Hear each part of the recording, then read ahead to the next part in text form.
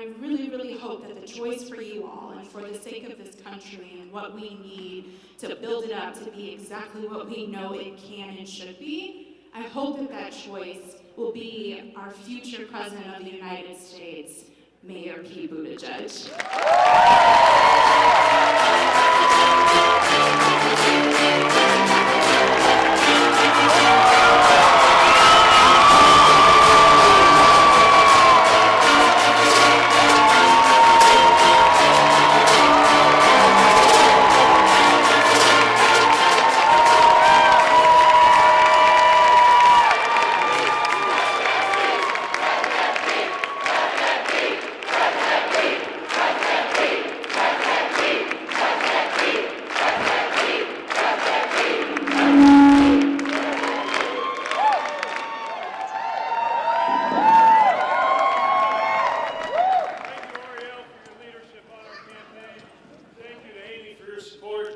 Thank you, audio, for the swift response time.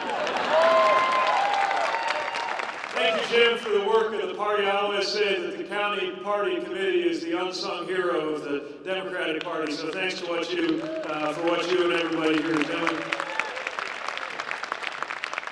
As an Indiana Democrat, I insist that there is no such thing as a permanently red state or county or precinct, and I know that you understand that.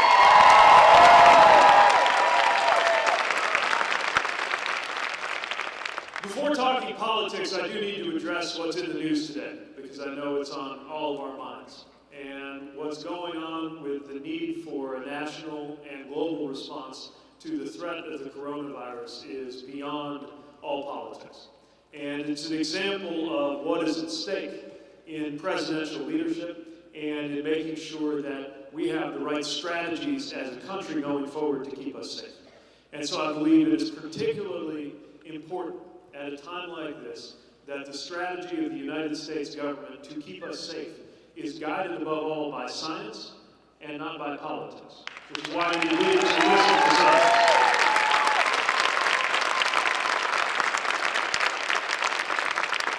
It's also going to be important that we make sure that barriers like cost and coverage do not get in the way of the opportunity to delay the spread of infection and making sure that we have treatment, which is why I am calling on the administration to classify this as eligible as a preventive covered service under the Affordable Care Act when it comes to treatment or screening, the same as we would with a flu shot. We've got to make sure everybody is covered.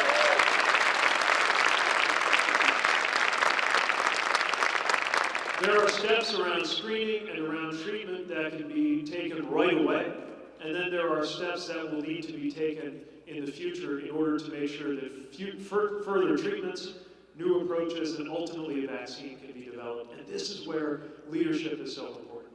It's why we need presidential leadership to make sure within the United States that the public and private sectors are coordinating on developing solutions. And it's why we need international leadership to make sure that countries around the globe are coordinating to deal with a virus that does not care what country it is in and is equally dangerous to everybody. So let's get this right, and let's put this beyond politics.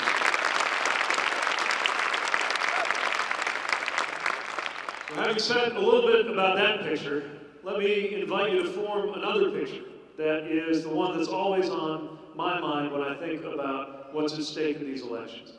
If you've ever seen me speak, you might know that it's the picture that I always want to invite fellow Americans to envision, because it really is in our future. And it's the picture of what it'll be like the first time that the sun comes up over the Carolinas and Donald Trump is no longer the president of the United States.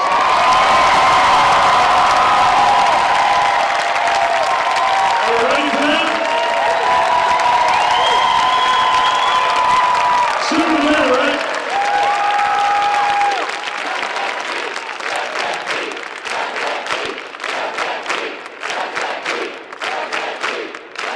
I mean, wouldn't it be nice just to put the chaos behind us?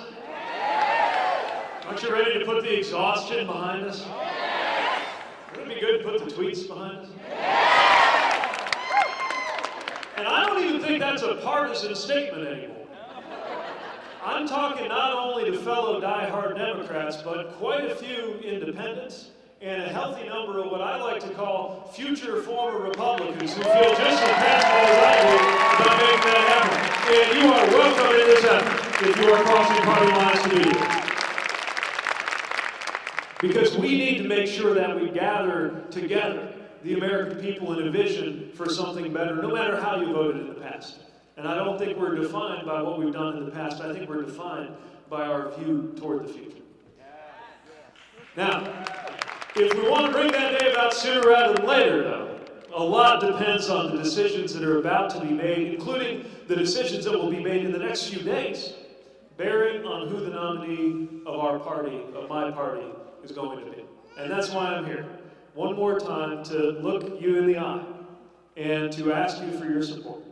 If you are already on board, I'm here to thank you and urge you to spread that word to everybody you know.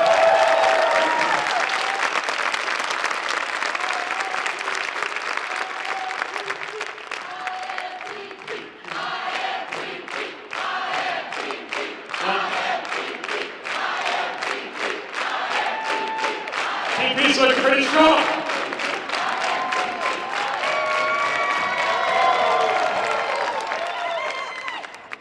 If you're still making up your mind, though, then I'm here to try to convince you and to offer a picture of where it is I believe that we can go together, because so much is in your hands. And I know how seriously you take that decision, that especially in these early states is so important. So I want to begin by inviting you to picture a debate stage where this president is held to account by somebody who can go toe-to-toe with it. For example, a president who likes to talk about the forgotten men and women and says that he cares about the working class. But then if you look at the economic policies, the only economic promise he's kept has been to cut taxes for corporations and the wealthiest among us. Don't you think he ought to be held to account by somebody who is not a billionaire and actually lives in the industrial Midwest and can speak to what it would look like to have an economy that works for us?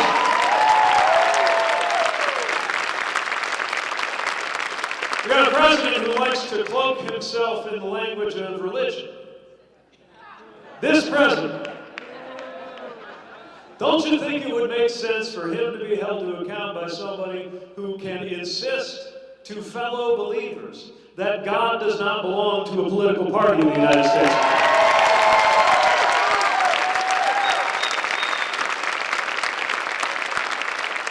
This is a country that belongs to people of every religion and of no religion equally. And I think upholding that is perfectly compatible with being a person of faith calling out to other people of faith.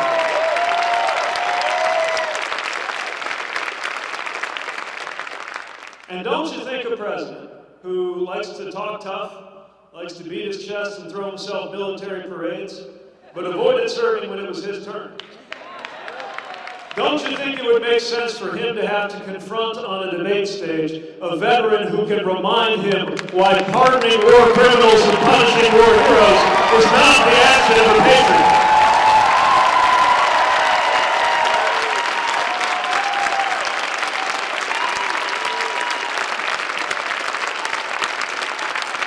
I'm ready to go toe-to-toe with this president. I'm looking forward to it.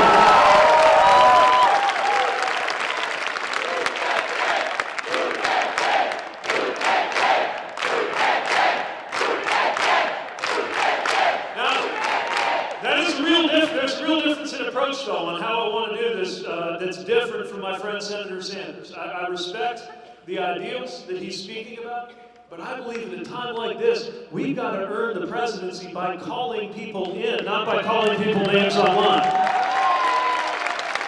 We got to build out our majority by making sure we have solutions that harness and galvanize that American majority, not polarize it.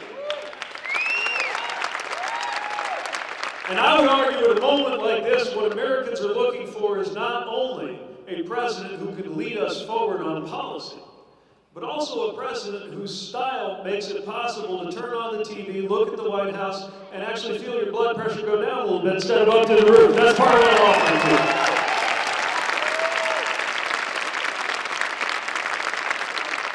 But here's the really good news. There is a pretty healthy American majority that wants wants to see a new president, that agrees on who we're against, but there's a bigger majority that can agree on what it is we are for, where we need to take this country. And it is in the name of harnessing that majority that we built this campaign. For example, the American people already agree that we must act to ensure that there is no such thing as an uninsured American. And we can do that right now with Medicare for All in One.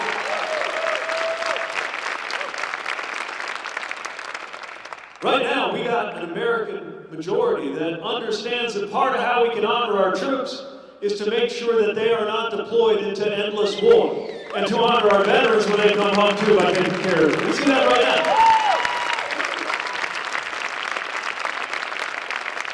We got an American majority right now that wants to see wages rise, expects corporations to be held accountable, and stands with workers so that we can see to it that one job is enough in the United States of America, whether you got a college degree or not.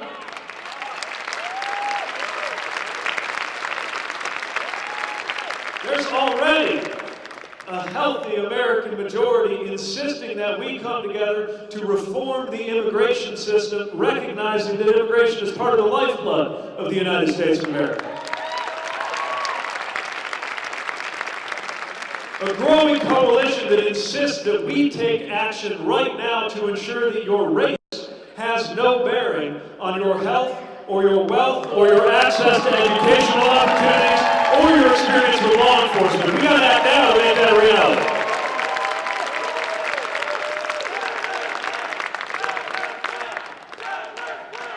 We gotta have, right now, a way to awaken that American majority that knows what is at stake in supporting the next generation and those who educate them, by insisting that the next Secretary of Education be one who actually believes in public education and supports our people.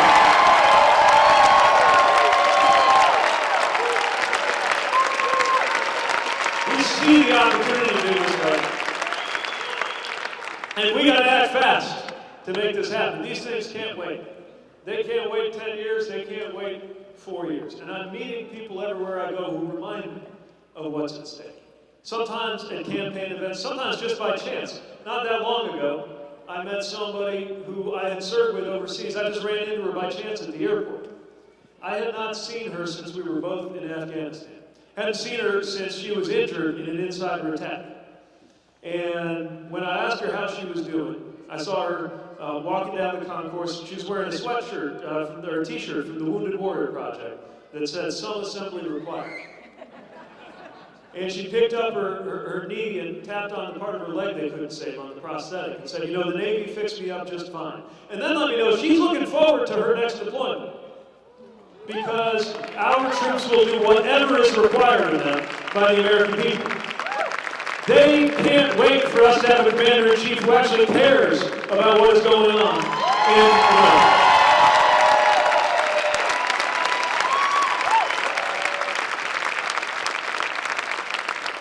I met a mother at a campaign event not long ago who let me know she is fearing for the life of her son because she cannot get through a wait list to get him the attention that he needs for a mental illness.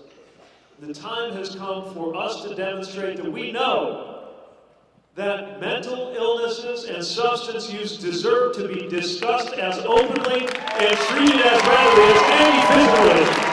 We're already there. We can't wait to do something about it because lives are on the line.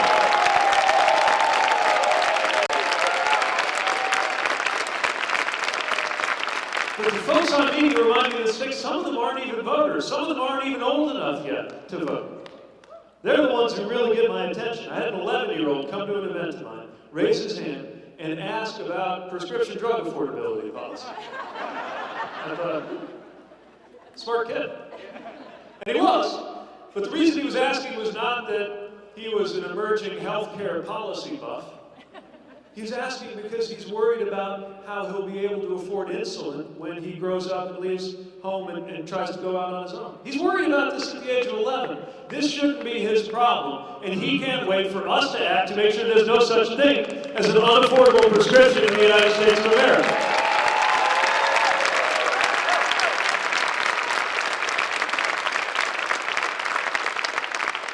I had a 13-year-old 9-year-old come to an event and let me know that she had purchased or asked her parents to purchase for Christmas, asked for a bulletproof backpack. Because that was what was on her mind going into Christmas season. And she cannot wait for us to act to demonstrate that we get that the Second Amendment is not an excuse to do nothing whatsoever to protect her life and to protect this country from gun violence. We got to act that Democrats and independents and Republicans know.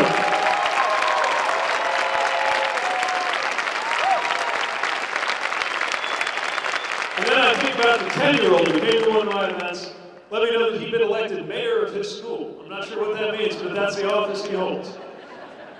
And he pointed out very politely that he is planning to be here in the year 2100.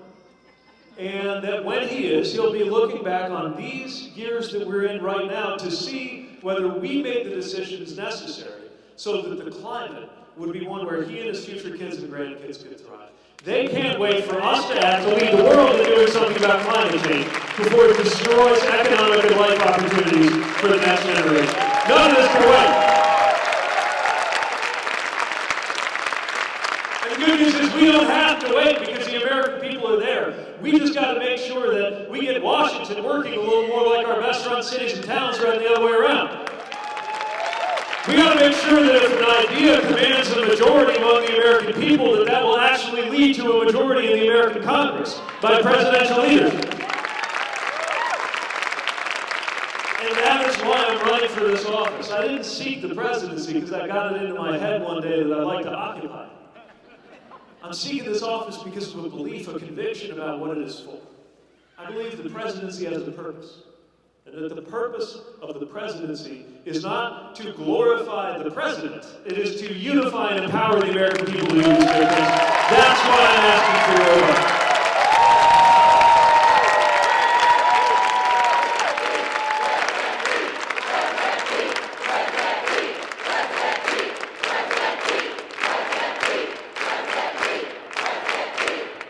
And that's what everybody here has a chance to make happen on Saturday.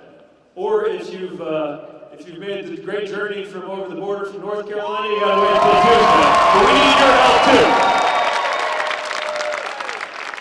You can't even call it Super Tuesday anymore. It's just next Tuesday. And we're going to need help there too. So our numbers have grown a little bit since I first turned up about a year ago trying to get known, but still never too big of a room for a conversation. So we have gathered up your questions as you were coming in. We put them in our famous fishbowl, and I'd like you to welcome back to the stage one of our great team members, Ariel Brandy, who's going to guide the discussion and moderate. Be your voice.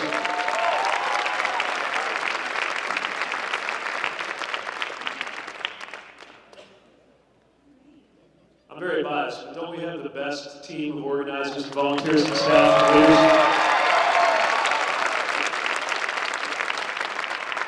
All right. Ooh, this is a good one. What would you do to protect healthcare providers during this pandemic?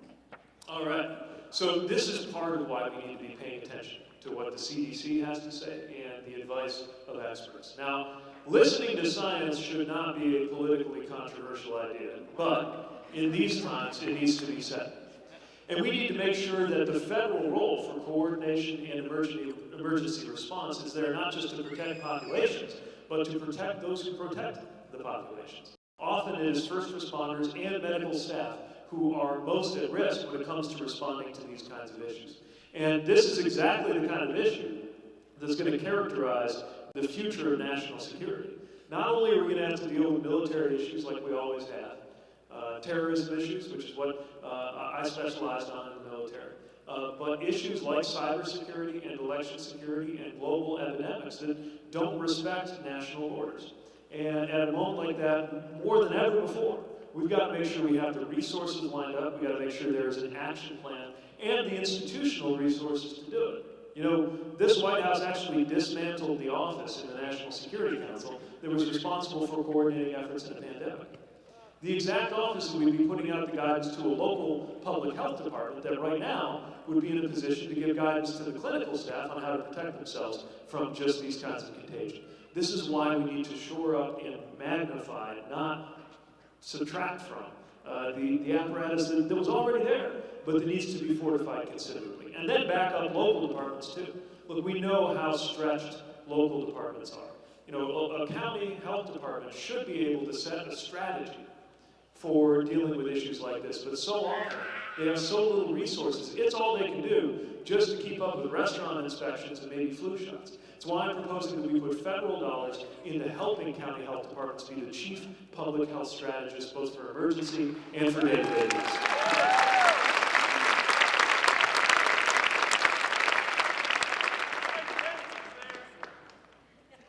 You are very composed, and I enjoy your thoughtful answers. How do you resonate in a culture driven by sound bites and drama? This is from Jen. Jen, if it's your question, give a holler. So, I think precisely because I'm a pretty passionate person, I've developed a certain discipline, making sure that things don't get a rise out of me more than they have to. Partly something I learned as mayor, where you are responsible not only for solving problems, but for setting a tone. And I think most of us can agree that we could use a different tone coming out of the White House than what we have.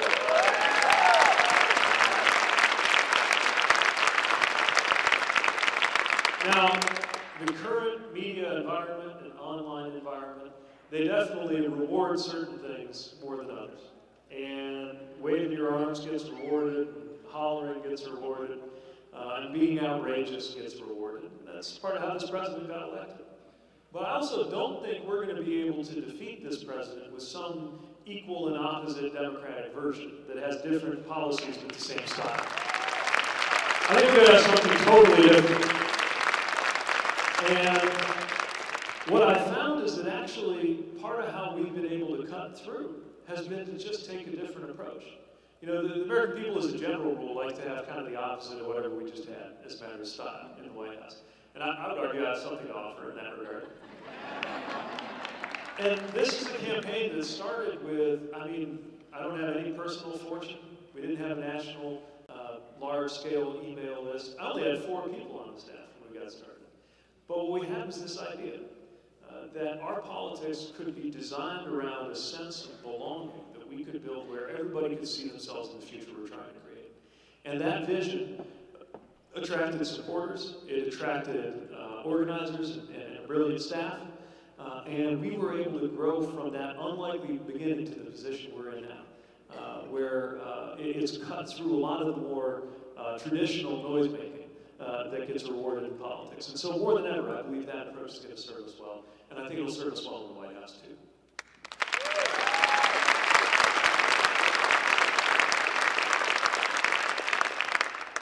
What is your plan to fix our educational system, how to teach a child that it wasn't never meant to educate them, Black and brown children specifically? And this is from our friends at the Powerful Parent Network.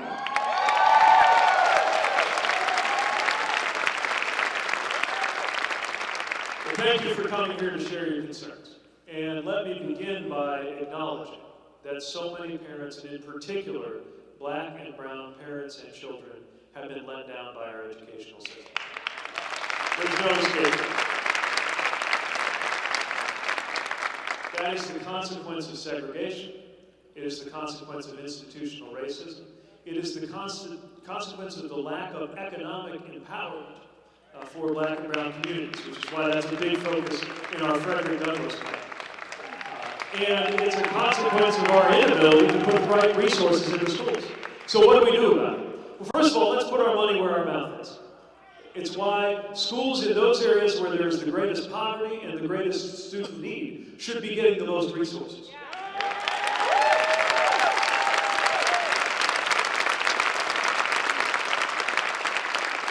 It means recognizing that education in the future may not look exactly like it did in the past. The world is changing, the workplace is changing, experiences are changing. We need a new focus on things like social and emotional learning. We need new forms of problem solving to be taught, and we need to support them. And I believe if we get this right, we will be supporting parents and teachers in ways that reinforce each other.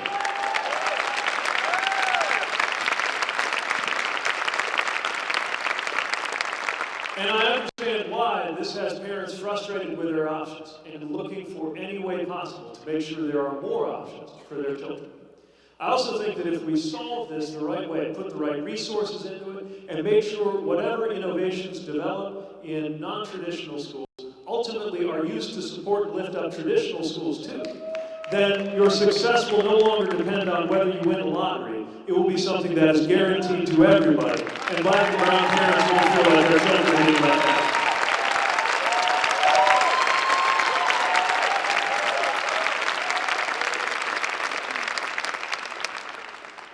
Can you describe the moment you confidently knew you were going to run for president? This is from Adam.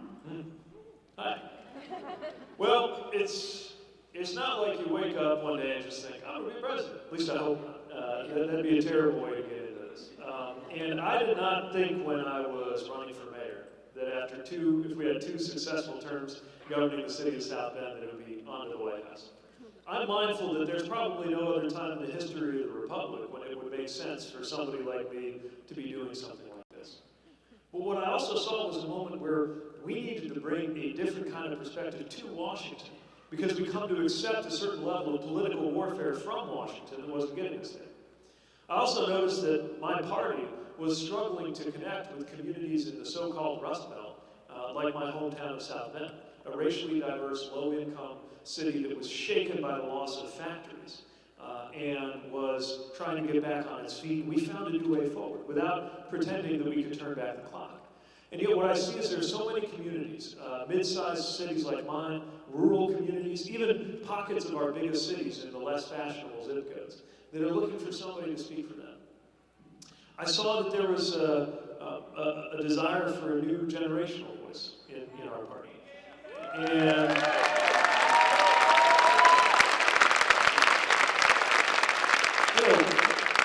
belonging to the generation that was the first to experience school shootings, that became widespread when I was a student, and now we've had a second generation go through that.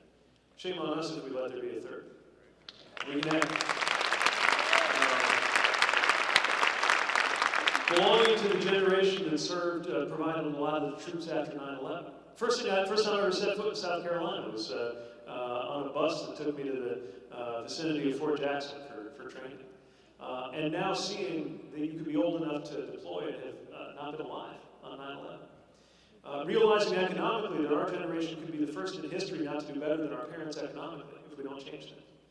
I began to realize that the voice that I represented was different from the others. Others who I respect, who I admire, but what I have to offer is just different.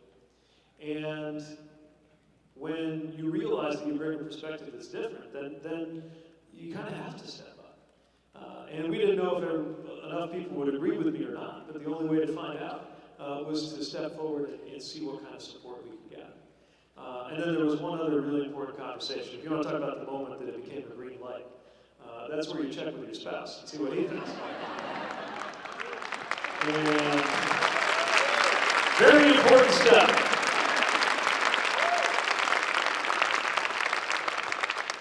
And look, we've been married for less than a year. This is not a great thing to do to your first year of marriage. But in the end, he said, look, if you promise 2 things, then we can do this together. One is that we will always be true to our values and what we believe in and what got us into this.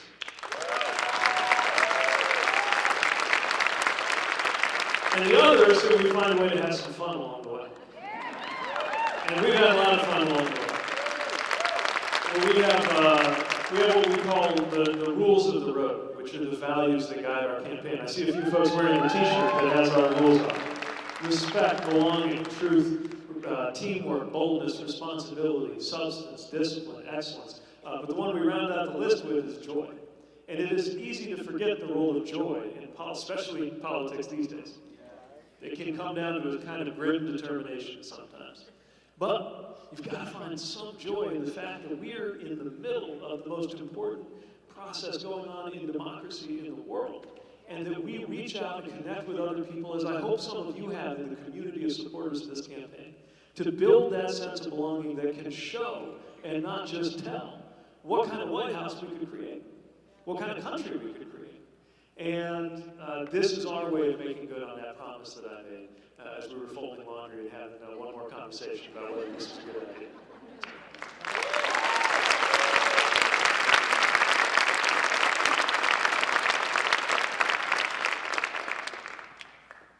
All right, unfortunately, this is our last question.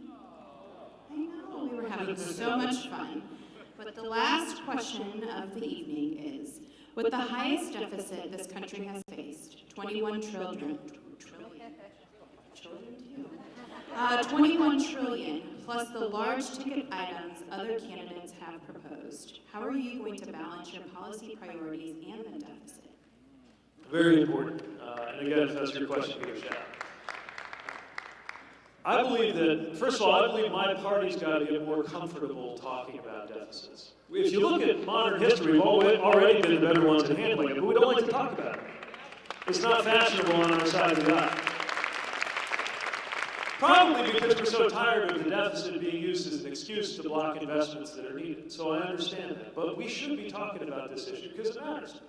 And under this president, we've seen that $1 trillion deficit contributed to that $21 trillion debt that runs the risk of crowding out the ability to fund the progressive priorities we care about, from education to infrastructure to health. So what do we do about it? Well, I'm pleased to report that when an outside group evaluated all of the different candidates' plans, ours was the only one where if you did all the math on everything we think we need to spend and all the revenue we're going to raise, you actually come out ahead and it'll start reducing the deficit. I think that's a good thing.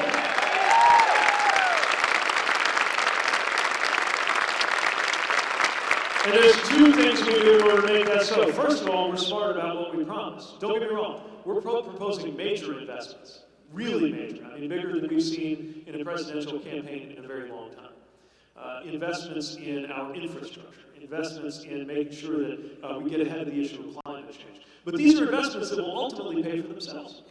And we're also making sure that we constrain them a little bit. We figured out a way to get everybody health care that's $1.5 trillion instead of 30 or 40. That's still a lot of money, but we can actually find that much money. When it comes to college, I believe passionately in making sure college is affordable for everybody. But one difference in my plan is it's going to be free for most Americans. But if you're in that top income group, that top group, I still wish you well in your studies, but I do need you to go ahead and pay tuition. Because then we can save those dollars for other things. So we're being a little more careful on the spending side. The other thing is we're going to be honest about revenue. We are, in fact, going to have to raise revenue. Now, it doesn't have to hit the middle class, but we need to take common sense steps so that when you got a company like Amazon making billions in profits and paying zero in taxes, I mean, less in taxes than you and I did, something's off. We need to roll back the Trump corporate tax cut and insist that the wealthy pay their fair share. We do that, the deficit starts with that. One more big thank you to Ariel for being our voice and guiding our conversation. Thank you. And to everyone here, thank you so much for being part of this. I got one more thing to ask of you. And it is to bottle up whatever sense of hope propelled you into this room today with me. And to spread it to those you know who maybe are this close to walking away from it all. Because I know how exhausting it has been to follow politics, to follow the news, to watch what was going on the floor of the Senate during that impeachment trial. I understand how that is so exhausting that for some, it may have created a temptation to switch it off and walk away, which is the last thing we can afford to do right now. And the good news is it's 2020, and we're voters. And that means that, yeah, the Senate was the jury then, but the verdict is up to us now, and we're going to have the last word. So you got to take that sense of hope. You wouldn't be here if there wasn't some sense of hope that it mattered who was in charge. I wouldn't be here either. There's a reason why they took the word hopeful and turned it into a noun and used it as another word for candidate. You ever notice that? I'm a 2020 hopeful. That's what I'm doing here. How fitting, because running for office is an act of hope. It is an expression of hope to be here, to step up, to help anybody run for office, to donate, to volunteer, to vote. You are here as an act of hope, and I look to you to spread that to those you know. And are you ready for that Carolina sunrise when we put this White House behind us? Are you ready to make history together on Saturday, on Super Tuesday, and all the way into November? Then with your help, I believe you will help me become the next President of the United States, and I will do everything I can to make you proud. Thank you for being here. Thank you for caring. Please keep spreading the word, and let's give ourselves a lot to celebrate. Thank you. Thank you.